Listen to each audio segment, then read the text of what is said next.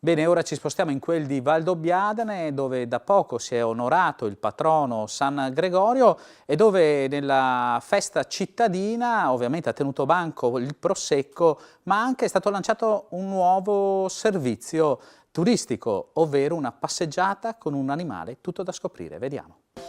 È un animale, viene dalle montagne ed è la grande novità dell'edizione 2017 dell'antica fiera di San Gregorio.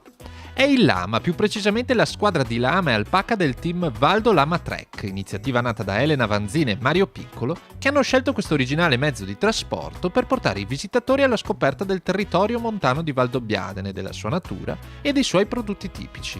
I lama e gli alpaca che potranno accompagnare le famiglie e i ragazzi sui sentieri della nostra montagna, assieme alle piccole produzioni locali, ai formaggi, al miele, agli insaccati, al prosecco, per andare a fare una scampagnata in montagna, un picnic.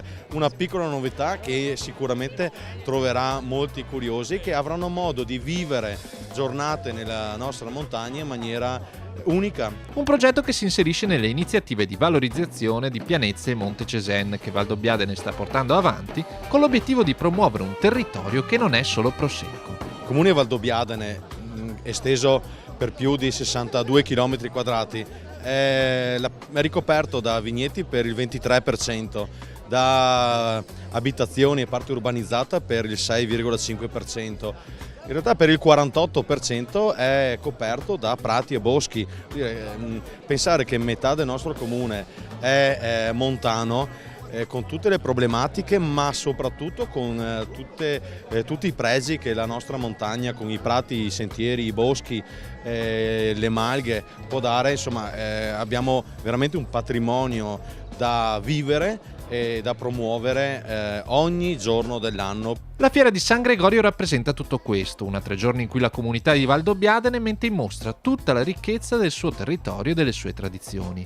Dalle piccole produzioni locali, come i formaggi di malga, il miele e i salumi raccolti in piazza Marconi, ai 30 gelatieri del Triveneto candidati al premio del miglior gelato al Prosecco, fino alla cittadella dei Taglienti con circa 100 espositori da tutto il mondo, ospitati nella suggestiva cornice di Villa dei Cedri.